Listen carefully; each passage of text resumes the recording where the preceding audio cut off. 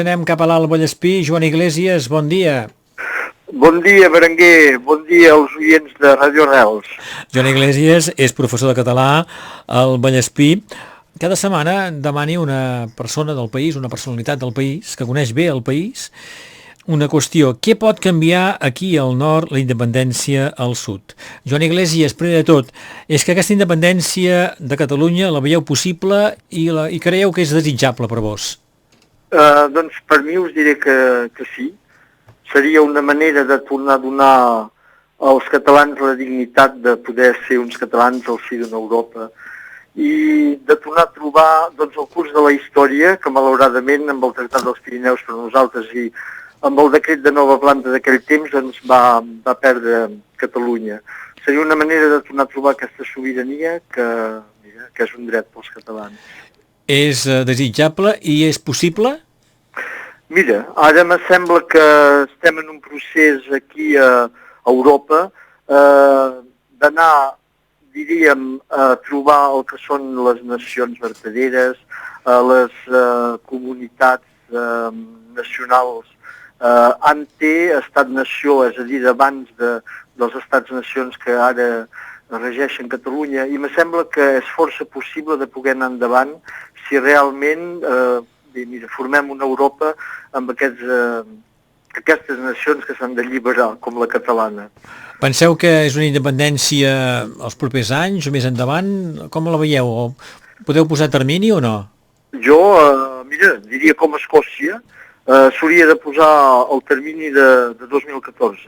Ja ho veieu, a Escòcia com va de pressa la cosa, i la Catalunya, la Catalunya sota dominació espanyola, ja veieu que la cosa se va accelerant molt amb totes aquestes reivindicacions que hi ha, el fet de la manifestació de Barcelona, el fet de les consultes populars, el fet que l'Assemblea Nacional Catalana doncs, vagi posant en marxa i el fet que hi hagi molta participació popular és un moviment que està en marxa i em sembla que no es podrà aturar. A Joan Iglesias... Jo diria d'aquí 2 anys. D'aquí un parell d'anys, El 14. El 14. D'acord. Jo ho veuria com a Escòcia, paral·lelament. Molt bé. Òbviament, si hi ha una transformació política tan important aquí al sud, algunes coses canviaran aquí al nord, no? O no? Què penseu que pot canviar aquí al nord? Bé, em sembla que és un riu això que va rejant, i el nord no pot pas deixar que la font no ragi aquí al nord tampoc. Vull dir que el nord ha de seguir al sud i a poc la cosa anirà canviant. Vull dir que econòmicament, per exemple, és un fet, és obvi que el nord s'ha de posar amb l'economia d'un estat que tindrà aquí a tocant, un estat un dels més avançats d'Europa, que pot ser un dels més rics d'Europa, i em sembla que Catalunya del nord no vol pas deixar davant d'aquest fet. Després, serà una manera de reconèixer, de tornar a donar l'autoestima als nord-catalans, que tenen un país molt ric, amb una història molt llarga, amb un parlamentarisme molt llarg, una democràcia i un país de progrés que sempre ho ha estat, i me sembla que Catalunya del Nord no pot pas deixar o anar al tren o deixar aquest riu que se'n vagi. Dic ben bé tancant la font, perquè penso que una de les fonts de Catalunya, una de les bases de Catalunya, doncs és el castell de Rià, la dinastia del comte Guifré, i em sembla que aquí nosaltres hem de tornar a trobar les nostres arrels. Amb la independència al sud, els nord-catalans ens sentirem més fàcilment catalans i més reivindicatius en aquesta catalanitat? Bé, jo me sembla que hem de sentir-nos més cofois, més, dignament catalans i ja està. Vull dir, deixant de banda tot aspecte de colonitzat, de vida de colonitzat, de vida de pobre esclau, de sempre haver de demanar a França, doneu-nos diners, la vida finalment d'assistit que França fa viure als catalans del nord, això s'hauria d'esborrar i provar de tornar a tenir una vida de creació, una vida d'anar endavant amb el sud i ja està, i d'anar pel món i de fer-se la pròpia sopa i menjar-se-la. Vull dir, el català ha de tornar a trobar això, no? A tornar a trobar el gust de manir-se la cebollada i de menjar-se-la, i no pas d'esperar que que a París ens porti bistecs. Joan Iglesias. Patates fregides. D'acord. En aquesta sèrie d'entrevistes he demanat a molta gent si volien intervenir, la majoria m'han dit que sí, i la majoria m'han dit que la independència és desitjable i només pot ser bona que aquí al nord, però he trobat també gent d'un cert nivell cultural i polític que no hi havien pensat encara en aquesta possibilitat de la independència al sud. Jo em sembla que si no hi han pensat és perquè és una cosa normal. Vull dir que la independència ja hi era, la sobirania ja hi era. Dos estats l'han treta, han fet d'aquesta zona una zona colonitzada, però dins del cap, vull dir, dins de les cèl·lules de tots els catalans, encara Catalunya existeix. Vull dir que el fet que nosaltres parlem català, el fet que, per exemple, la festa de l'os continuï sent vigent aquí a Sant Llorenç, amb aquests textos en català tan antics, el fet de ser una comunitat i viure en una comunitat catalana, és la prova que aquesta sobirania mai no s'ha perdut dins els esprits. Hi ha gent que n'hi pensen, perquè és una cosa, com diria, normal, això, ve d'arrel, això, ve d'arrel. Però és que molta gent no ha pensat en els canvis que es produiran aquí al nord amb la independència al sud.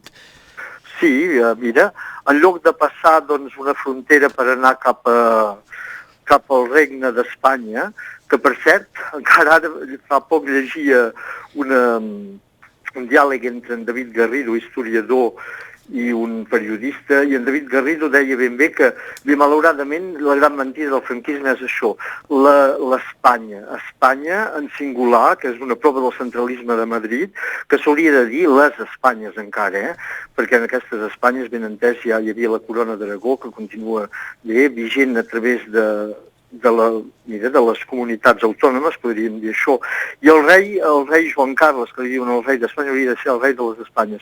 I estaria bé, doncs, que ja veieu que sempre hi ha hagut mentida històrica per mirar de centralitzar, entre París i Madrid a través de l'antic règim o de la revolució, del que sigui, sempre hi ha hagut aquesta voluntat.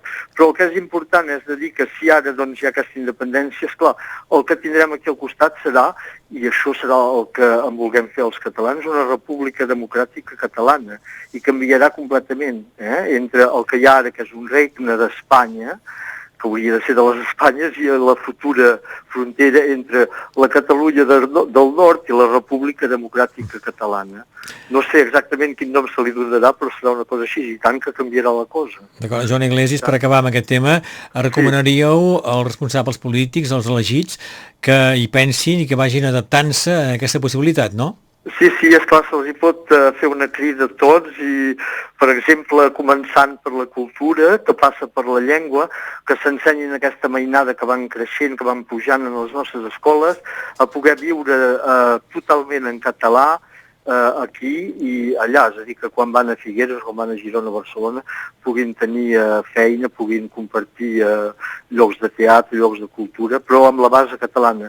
I els ajuntaments això encara no s'hi han ben bé fixat i no ho han acabat d'entendre. I esclar, com que, per exemple, ara en Burkenc voldria que ens giressin cap a Montpellier i cap a París, van una mica espaterrats, aquesta pobra gent.